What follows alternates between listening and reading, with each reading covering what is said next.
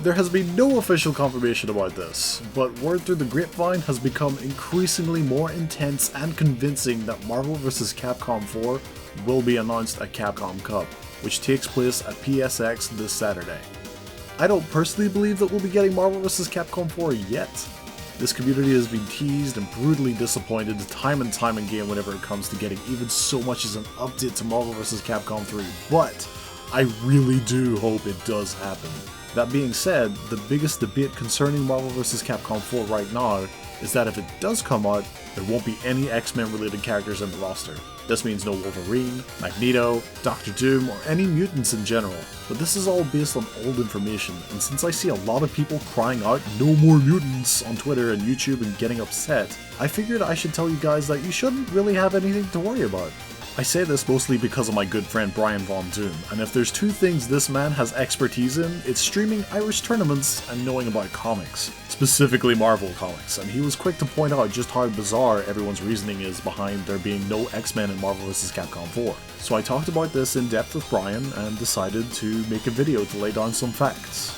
Back when Marvel vs. Capcom 3 got pulled from the Xbox and PlayStation Store, it was true that X-Men and Fantastic Four characters were getting killed off from the Marvel franchise. This was because the rights to those characters were sold to Fox back in the 90s, and the CEO of Marvel, Ike Perlmutter, wanted to make things as difficult as possible for Fox by refusing them rights to sell TV and movie merchandise.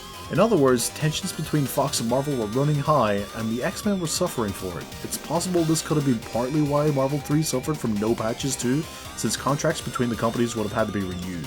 Now this definitely sucked for Marvel fans, but at the time, selling those properties was a smart move.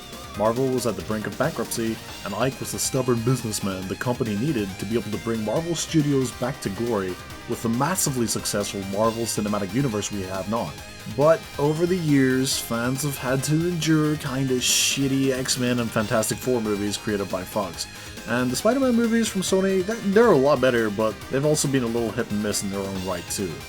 When we fast forward to more recent events though, the situation changes drastically. During the development of Captain America Civil War, there was a lot of infighting between Ike and Kevin Feige over the creative decisions on the movie, like adding Spider-Man to it.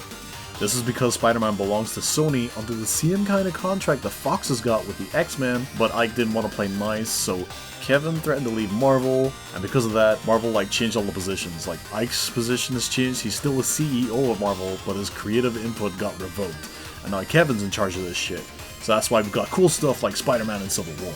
There's also the deal with Quicksilver and Scarlet Witch being introduced lately, like they're mutants, but Ike tried to change them to be Inhumans and no one likes that idea, so the looming threat of an Inhuman-themed movie is scrapped now, and stuff's going back to normal. Like, Reed Richards is currently God, but it's only a matter of time before he runs out of X Factor, and Logan's still dead, but he'll get better again, I'm sure. And it doesn't stop there. Things have smoothed over so much between Sony, Fox, and Marvel that we still have fighting games being released recently, like Contest of Champions with Avengers, Mutants, and Spider Crawlers all included. And might I add, with some possible outsourcing going on with Capcom? I mean, look at this footage and tell me you don't see a similarity, guys? Come on. Basically, it doesn't make any sense for characters to be excluded now that Marvel have lately shown plenty of enthusiasm to put X-Men back into their games. Least of all, to exclude them from Marvel vs. Capcom, one of the most iconic fighting games ever, so if it does come out, I think it's safe to say we'll be keeping it Pringles for another while yet. And that's really all I need to say on the issue. In a nutshell, nothing short of diabolical intervention should stop the X-Men making a return in Marvel vs. Capcom 4. I know I mostly care about the Capcom side of the roster, but Marvel just wouldn't be the same without some good old foot dives. So let's demand that it stay that way. And just a little reminder, I still have no idea if Marvel 4 will happen, but I will definitely be keeping a keen eye out this weekend for any news during Capcom Cup. Now I know my channel isn't usually a news related one, but I hope you like this video anyway. I wanted to make sure I did my research, and for that I couldn't thank Brian enough. So if you're interested to see me playing some Marvel in local Irish Grand Finals, check out his channel, because that's where it'll be. He also keeps on top of all the Street Fighter V and Smash talent that we've got here, and I assure you that those scenes are not pushovers. But that's all I gotta say, and thank you so much for watching. I will catch you guys later. Got tired of waiting. Yeah!